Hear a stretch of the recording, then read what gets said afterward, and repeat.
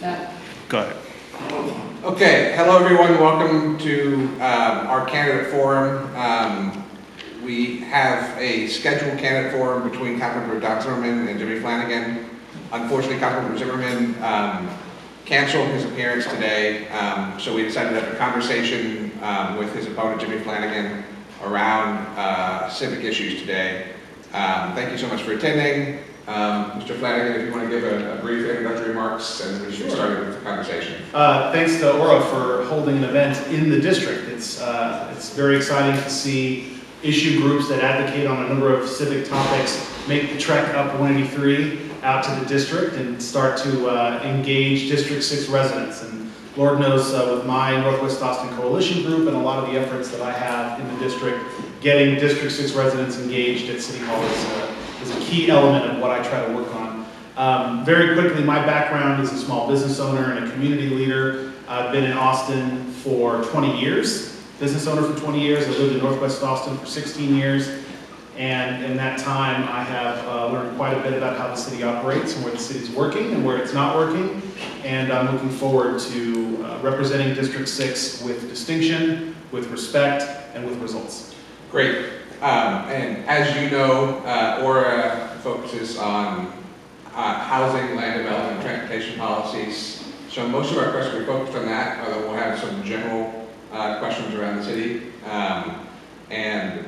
Because your opponent isn't here, we'll have a kind of back and forth discussion around these topics.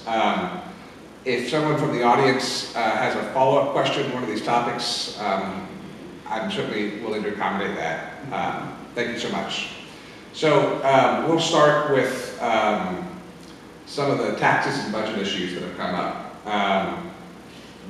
And one of the first ones that I want to kind of pin you down on, if I can, is on the homestead tax exemption and how it affects the city budget. Sure. So do you support raising the exemption on the homestead tax? Honestly, I think the homestead exemption is a red herring. Okay. You could raise it or not raise it. It doesn't change your ability to raise or lower the tax rate. In fact, I saw a tweet, and I apologize for referencing a tweet, but that the homestead exemption is now at 8% and the tax rate went up by 7.5%. So, you can have a homestead exemption, you can not have a homestead exemption, but if you're not having the hard conversation about where you're spending those dollars, you just raise or lower the tax rate to spend however you want to spend to begin with. But when it comes up, assuming that you're in council next year, would you vote to further increase the exemption? It depends on where the other votes are. What do you mean by that? Well, I'm not interested in being the one no vote on the 10 vote council like my opponent likes to do. Okay. I'm looking to build consensus, and when it comes to the votes that there are going to be for homestead exemption, if that's going to happen, and even if I'm the swing vote on it, I want to make sure that the other folks that are my swing vote majority are on board to make the hard decisions when it comes to budget time. And do you agree, though, that the tax exemption shifts the tax burden from... Oh, yeah, I'm sorry, I forgot to say that part. I mean, the homestead exemption, the reason why it doesn't automatically result in a cut, because it's not a spending cut, it's a shifting of the tax burden to renters and commercial properties. Right. And, I'm a renter myself. I would be the only renter on city council. District 6 is a majority renter district. And so I think that's something that we need to consider before we make any budgetary decisions. Okay. And then on other budget issues, before we get into kind of the housing issues, police spending was a major topic. 70 cents of every tax dollar in the city goes towards police and public safety. Do you want to continue with the current approach towards police spending, or how would you take a look at that if you were making budget decisions on council? Well, I mean, every major city spends the majority of its general fund on public safety. Right. It is the most expensive part of any city government, so it shouldn't be a surprise. The question is, when a city grows, how do you make sure that your public safety force, your police force, your fire, your EMS, are able to do the best job they can in the most cost-effective way? There was a story that came out of the Statesman recently about hiring and expanding the civilian corps in the police department, which is something I've been talking about for a long time, because especially in District 6, where our #1 crime issue is property crime, and the #1 property crime are people leaving their doors unlocked. I don't need a highly trained, armed, badged officer to could drive an hour from the Palmer Lane substation out to Lakeline Mall to take a report on someone's laptop being stolen from their car. I can have civilians do that work. I can have civilians work with Neighborhood Watch. I can have civilians help train and educate the community on how to better protect their valuables. And if we can address public safety issues in that way, that instead of that badged officer spending 2 hours round trip plus, it can grow their uncommitted time, which is how you get to community policing. Okay. And in terms of increases on that spending on police and public safety, there's always an opportunity cost of not spending it on something else. But right now, it seems that most of the police spending policy has been to meet, this generalized as two officers per 1,000 members of population without looking at the trade-offs. Do you think that keeping that 2 per 1,000 is a good idea for the medium term? Well, I haven't heard the phrase 2 per 1,000 for a couple of cycles. Right. Councilmember Bill Spellman from the old days was really a proponent of going away from a by rote percentage like that, and I supported him in that effort. Okay. It makes absolutely no sense to apply a single set of rules, or even one rule, to a city as big or as diverse, and not just racially or ethnically or gender, not any of that, but just, I got suburbs in District 6 and you got downtown in District 9, and it doesn't make sense to apply exactly the same rules to two completely different types of environments. Okay.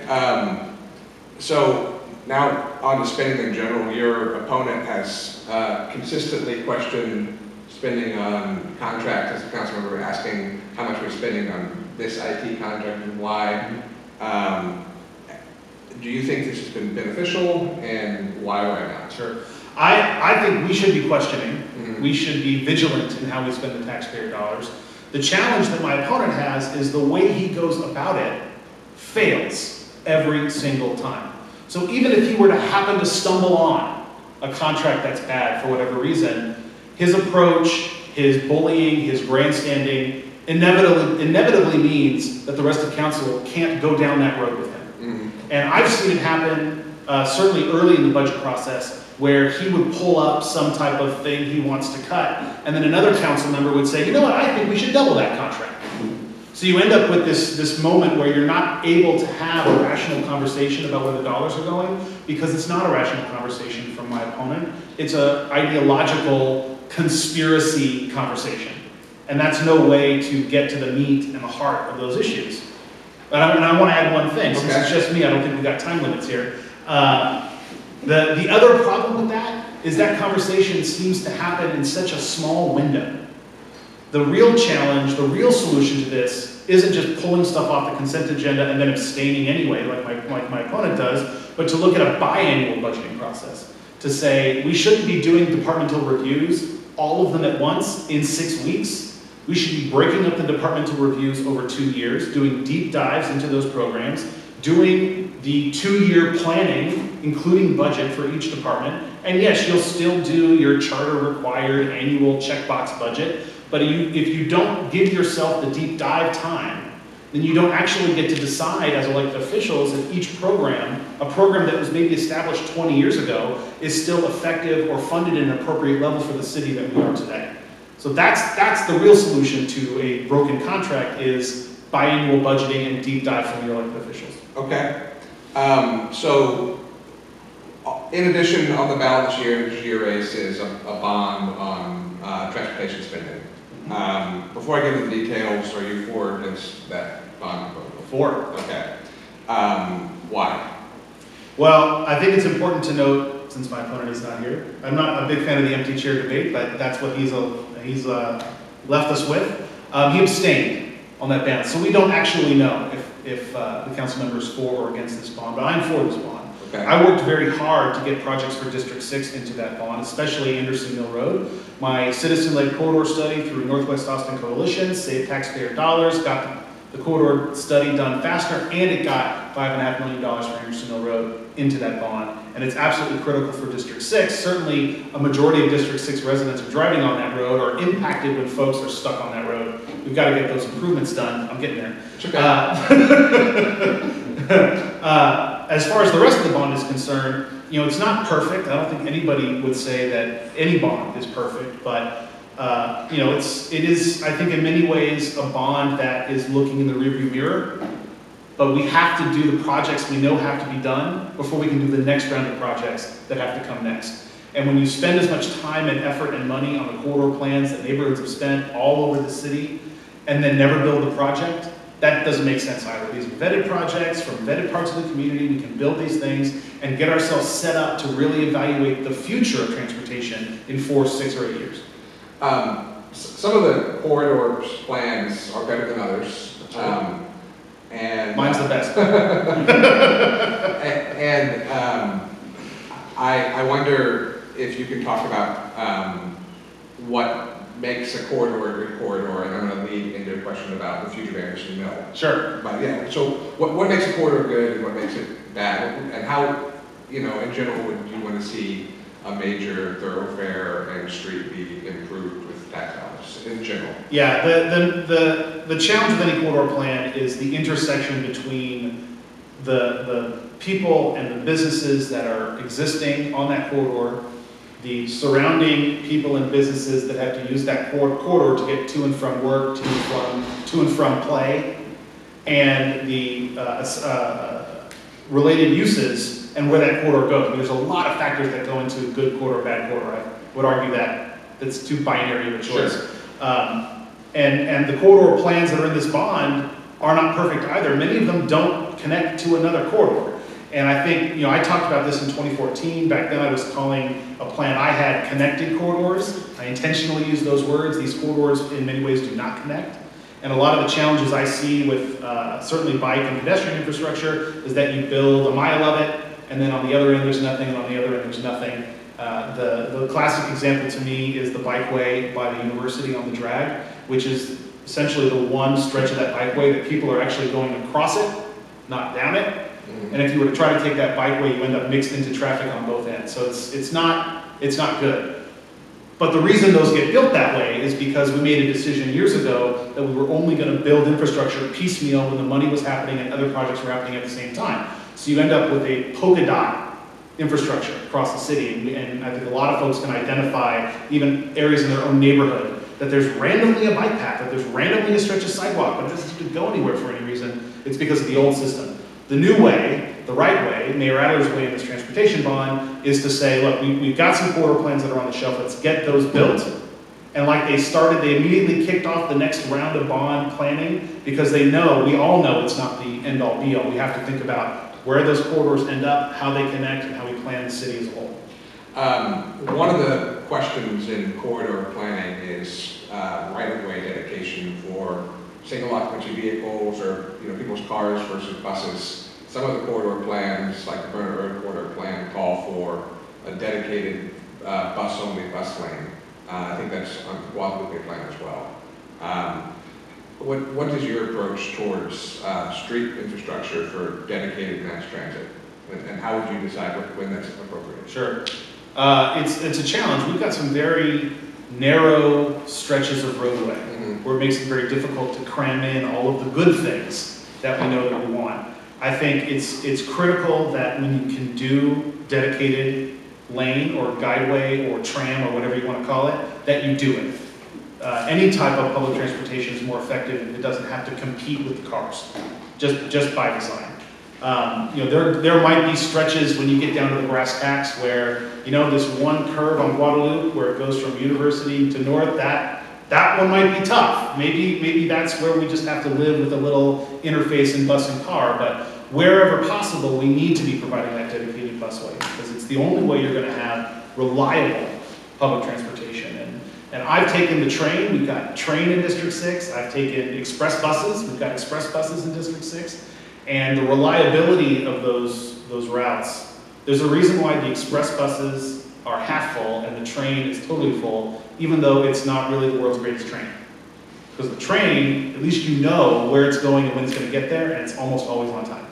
The bus, it's up to the same risks and rolling of the dice as anyone driving on moped. So the dedicated is critical if you want to have a successful public transit of any kind. Okay. I would contend, I think you agree based on what you said earlier, that connectivity is also important for effective transit.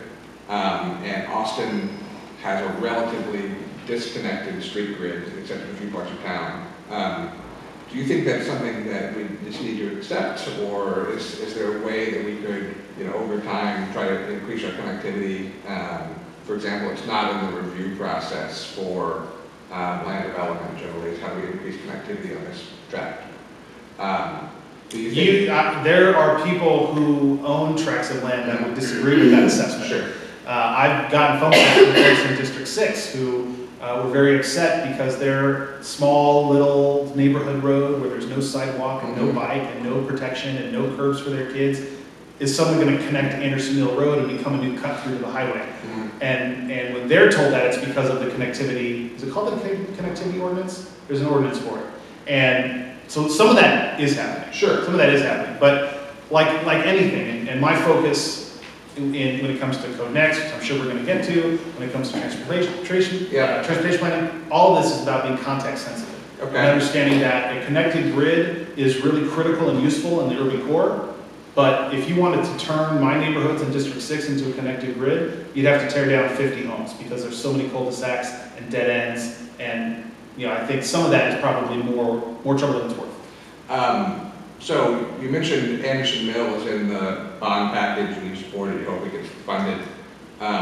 What do you think, if everything is successful, we'll get to Code Next in a second, what does Anderson Mill look like in 15, 20 years? 15, 20 years. Part of the vision of the corridor study that I did is that it would be citizen-led and citizen-driven. Mm-hmm. And because of some actions taken by my opponent, we had to stop the corridor study before we got to the solutions phase because he decided he was going to spend the Cap Metro Quarter Cent Fund without holding a single public meeting and decided that money was going to get spent putting in a right turn lane and a stoplight at Swan. Except that wasn't anywhere in what was being discussed in my corridor study. But because there was a proposed improvement, we had to press the pause button. Thankfully, we got far enough along that I was able to get the road into the bond. Because if you really want to fix Anderson Mill Road, you got to deal with the drainage ditches as you get towards 183. Yeah. And that's not cheap. Drainage is a complicated, expensive issue to address. And so you need, I would argue, maybe the majority of that money is going to go to fixing drainage issues. But in essence, we need a corridor that's safe. We need a corridor that's streamlined. We need safe routes to the bus stop. We need safe pedestrian access. There's an elementary school right on Anderson Mill Road. There's one of the few truly neighborhood retail centers right at Anderson Mill Road and Millwright, Spicewood Parkway, and Olson, on that whole area. These are areas that are just not fun to be at right now. They're not safe to be at right now. And a corridor that's well planned, it's going to look a little bit more like the north end of Anderson Mill Road, where there is a median and there's cut-ins for turn lanes. But the problem with that end of Anderson Mill Road is that it's so curvy that you end up with a lot of unsafe turns coming out of your neighborhoods on that section too. And so part of this is, and this is what I love about municipal issues, some of it is as simple as regular maintenance of the grass and the medians. And Anderson Mill Road's medians just got trimmed, I think a couple weeks ago, but before that, there's no way you can turn left out of your neighborhood. So, there's a lot of detail from the very high level where you think about, fully getting your sidewalks in to connect your bus route. It's the one local bus we have in District 6, the 383.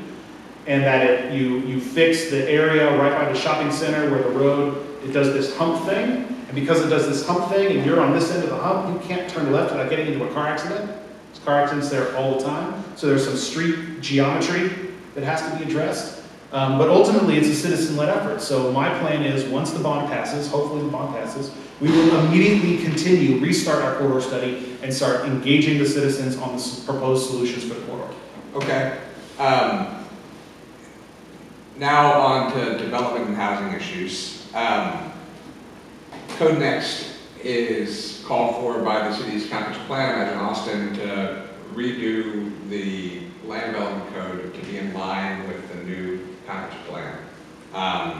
And one of the first things that the new council will do is to review and amend the draft land development code that's part of Code Next. At some point it will be Code Now. It will be next anymore. And so, I might steal that. I might steal that. assuming you're on council next year, what sort of themes or desires would you want to see as part of the new code? And what would you want to see staff propose, or would you see to make sure some principles that are included in the code next? The number one thing, like I've said before, is that we have context-sensitive code so that we know that areas that were built out with a suburban purpose, we don't pretend that they're somehow going to turn into an urban area in 20 years. Mm-hmm. I mean, that is a thing that's happened in other cities over a generation or longer, but it would be foolish to think that the same codes that apply to, let's say, West Campus would have to apply to Anderson Hill Road, right? So understanding that different parts of town have some real challenges to provide true connectivity. What's the compact and connected, the Imagine Austin phrase? But that's not to say that there aren't ways that we can improve it. I mean, there's plenty. I think District 6 folks can think about some strip malls where their parking lots are never full, where there could probably be some cooler stuff there. And finding ways to provide better access and better stuff and more retail options and some more housing options, even in District 6 where it's compatible, and I even hate using that word because it's like a trigger word for a lot of city people, where where it makes sense, let's use that phrase, okay. Where it makes sense with the realities of the infrastructure that we have. Now, conversely, when you get into a corridor like Lamar, and Lamar is the one I talk about the most because it's got such a perfect example of where the intersection of our broken code, our broken permitting, and our broken code enforcement intersect to create a huge fail right at North Lamar Airport, where you've got a train station, a not rapid bus specifically, but you've got a lot of buses, a lot of access there, and you've got the Midtown Commons, which I think people generally think is kind of cool. You've got 3-story apartments and some retail and some restaurants, kind of neat. And then right across the street, you got 1-story warehouses and empty strip malls. That's ridiculous. And I don't have to go into neighborhoods and tear down single-family homes to redevelop a warehouse. And if I redevelop that warehouse, I don't create any extra runoff or drainage issues because it's already 100% impervious covered. Mm-hmm. I don't have to build another water pipe. I don't have to build another road. I don't have to put in another bus line. All the stuff's right there. But the property value and the tax benefit spread over multiple residents instead of a single owner means there are then more resources to do the work that we have to do as a city. And there are plenty of examples of that across Austin, not just on North Lamar, but in a lot of corridors. And right now, what we have is a lot of old fear that if you build one place, it means you're going to tear down my whole neighborhood.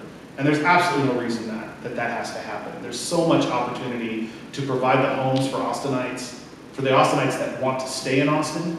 So many opportunities to do that. And the last part about that, and it's so important to District 6, when the city of Austin doesn't build enough housing to keep Austinites where they want to live, they move to Cedar Park. They move to the edge of District 6. And District 6 residents know all of the ridiculous apartment construction that goes on just on the other side of the city limit. But those folks are driving on Anderson Mill Road. They're cutting through Balcones Village, Spicebrook to get to 183, but they're not paying the tax dollars that we need to maintain and improve those roads. So, there's a lot of overlying concepts. Municipal issues are complicated. I've often said that city council is the worst job in politics. No matter what you do, you piss everybody off between the first and the second decision. But this is where the real work happens. This is where the real work happens. And that's the kind of work that I want to lead on and that District 6 should be leading on. So it sounds like when you say context sensitive, you talked about providing enough housing to meet the current demand for it, that you would prefer a lot of that housing be permitted and allowed in the central city. Is that true? Central and corridor. And central and corridor. Central and corridor. So, I mean, different people define central in a different way. I'm not going to ask you to define it. No, I need to define it because it's important. District 6 defines central different than District 9. Okay. What's the difference? It's a big difference. For us, central starts after the Arboretum. Right? There are people who think the Arboretum is Northwest Austin. To us, that's Central Austin. Okay. So when we think about Central Austin, we are talking about basically a part of every other district in the city. Because it's a very large area. When you live as far out as we live, its center is not just like 45th to the river. That's downtown practically for us. So it's a much broader area than other folks might think when we talk about it from this So perspective. you're okay with extending downtown land development rights to the 40? I did not say that. I did not say that. Get me into trouble. Okay, so parking, you alluded to, you gave an example of, areas that had a lot more parking, and could have other things.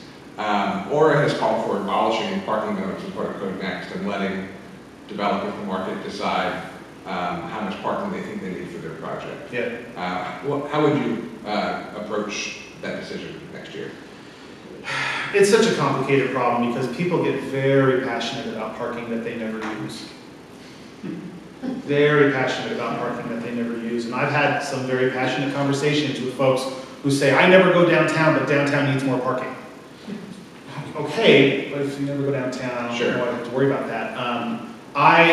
Conceptually, I agree with Aura on that parking minimums force parking into projects that didn't need it, and artificially restrict parking maybe on projects that wish they had more just because of the finances and the way stuff gets built. I'm not necessarily all market forces are great guy, Mm-hmm. but in this case, I think you're forcing it one way or another. And if you're going to build a property and you know that this property is going to have, I mean, I watched, not to totally go off the chart here, I was watching all the budget work sessions, and there was a conversation, I can't remember which council member it was, where they said they were very concerned about the project that gets built originally, and I'm going to get the examples wrong, but it's a yoga studio. Yoga studios only have to have 3 spaces. Well, what happens when that yoga studio is replaced by a restaurant? We should require the parking for the restaurant, even if it starts out as a yoga studio. That kind of is square with me. You build what you're going to build, and if there's only 3 spaces, then maybe you don't let a restaurant go in there. You don't force parking for the absolute maximum use that you might have in space. I mean, people need to be allowed to build parking the way that they think is going to match their business needs. The city staff on Code Next has done math on how parking directly affects renters' costs, because they're having to rent that space. Yeah. The same thing applies to businesses. They're required to certain number of spaces, that increases their unit costs. And do you think that we need to have kind of a metrics-based approach to these decisions, or is it just, how would you actually go about making the decision in terms of where you can abolish parking minimums and where you want to modify the parking minimums? I mean, if I was developing an apartment complex in District 6, I would probably put more parking than I needed. Mm-hmm. Minimums or no minimums. Mm-hmm. And there are a lot of apartment complexes in District 6, I've lived in them, Mm-hmm. where there was always open spaces. You Yeah. could look at your rent and you go, I bet $20 of my rent is paying for that space nobody's in. And if they had just shifted it around, you could have built one more building Mm-hmm. in this complex and could have had more housing available for folks. And in District 6, housing is generally affordable. There are still 1-bedroom apartments for under $1,000 out here. Now granted, you have to spend a lot more in transportation costs this year in District 6, but if you're just talking about rent, the cost of parking, and there's a lot of ways to measure that. I tend to like the idea of complexes charging for the parking separate from the rent. I think it really makes it clear to folks, but I'm not sure if that's something the city can or should require. Okay, they do it, just as an aside. It's good to know. One more question on Code Next. Another thing Aura has called for is to eliminate or significantly reduce the minimum lot sizes for SF3 and others, and also to remove unit caps if you can meet the form of the housing, how many people live in there, what the occupancy is. It's a separate issue, so long as you can meet the parking and whatever the requirements. I want to focus in on lot size.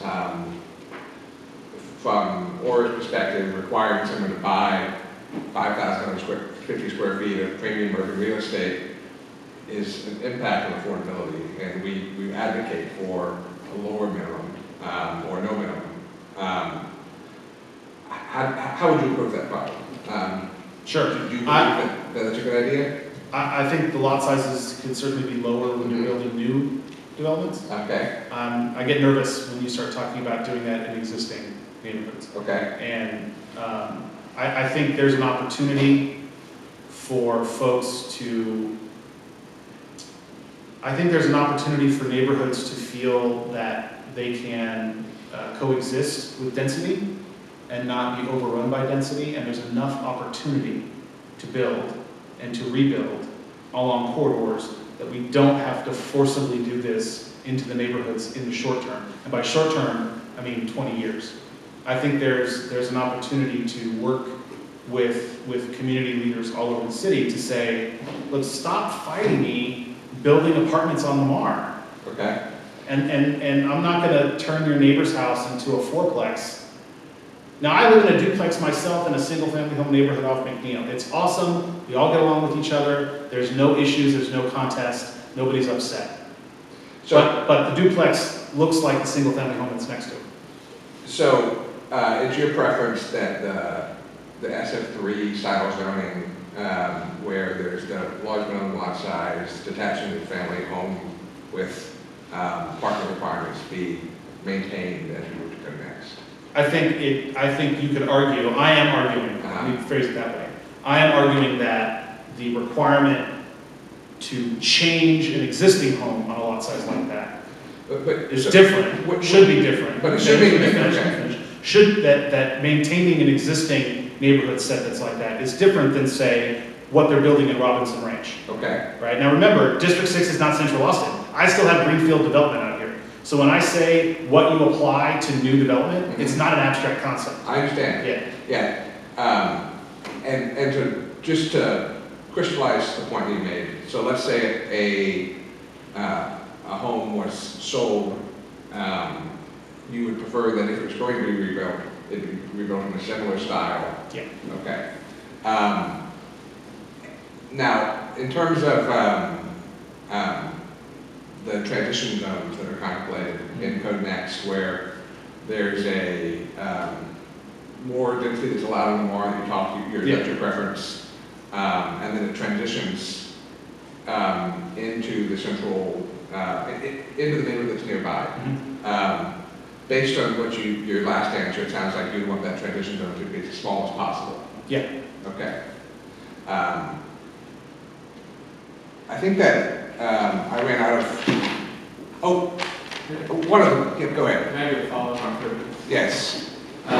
Jimmy, I feel like, specifically on Code Next, but this probably applies to a lot of things. Sure. Culture of council has been one of, or two things. Defer to staff on everything. Don't hold staff accountable to any timeline. And particularly on Code Next, just sort of hope it never happens, actually. That's my perception of the culture that you're walking into. And I'm curious if you agree with that assessment, and if so, what you will do about it. I think it's easy to confuse concern about what will happen with hope it never happens. I don't think any of the council members are so naive that they think it can be stopped. And hey, I'm not on council now, maybe I'm wrong, but at least that's the way I read the tea leaves. But, you know, this, again, and I think it is important for me to keep saying, this election is not about whether or not I'm going to be in line with other council members. This is about whether or not I'm going to be better than my opponent. And when it comes to any issue, I am better than my opponent when it comes to getting stuff done. And my objective, I have said on the campaign trail, I say in my campaign materials, I want to lead on the Code Next effort. I want to be out in front on it. I want to spend significant time on it. I want to make sure that it's done well, and that it's done efficiently and as quickly as we possibly can with as minimal delays as we can get there. And I'm willing to defer on some other issues to my colleagues on council. I think there should be a little bit more specialization on issues. But when you're talking about Code Next, that's when I want to be in the mix of, and I want to make sure that it happens well. So, last question. This is partisan race. It's one of the main partisan races this election cycle. All right, stop. It is a nonpartisan race, and the reason why I say that Okay. is no one should forget that if you vote straight ticket, you still have to go down the ballot to vote for city council. Fair enough. Fair enough. So, The race is being characterized as partisan by the media. you're right, and I appreciate the distinction. it's a relatively conservative district compared to other districts in town. How do you differ from the Democrats that are currently in council? So I want to also continue to clarify, because these things are very important to District 6. Even though it is the most conservative district compared to other districts, it is still not a conservative I district. appreciate that. In 2014, it voted for Wendy Davis 52%, but it had 25% drop off as you went from gubernatorial down to the bottom of the ballot. So, this is a moderate district. This is arguably a 50-50 district when it comes to partisan voting. Okay. And there are parts of the district represented by Democrats, and there are parts of the district represented by Republicans up the ballot. So it's important to always remember that the way my opponent characterizes, and sometimes the way the media characterizes District 6 is not accurate about the realities out here. But to your question, my experience as a small business owner and being a longtime small business advocate, spent 10 years running the Gay and Lesbian Chamber of Commerce, has really informed me in how I seek out compromise to achieve results. And my opponent certainly is not interested in either of those things. He is an ideologue who would rather be the no vote 1 out of 11 than to get anything done for the district or for the city. But as far as the rest of the Democrats are concerned, or the rest of the liberals, wherever you want to characterize the colleagues on council, it is still my belief that there are not Democrat or Republican roads, and city codes are not Democrat or Republican, and most of the city issues are not Democrat or Republican. We all want to have good public safety. We all want to have good quality roads. We all want to have, except for my colleague, good public transportation. And I'm seeking to count to 6. And if that means 2 of those 6 are from more conservative members of council, then that's great, because the result I'm seeking is good results for my districts and good results for my city.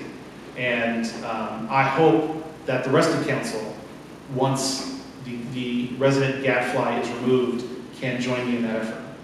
Okay, great. Well, thank you so much for your time today. I appreciate your attendance at our forum. Thank you. Good luck with the campaign. Thanks.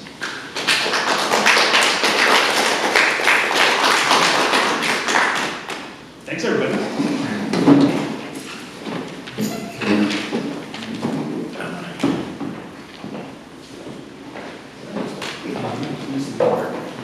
I was thinking about that. I was just like, if I hadn't already got my sparkling water, I would give it. They're the button others. I didn't want to pull a Marco Rubio, though.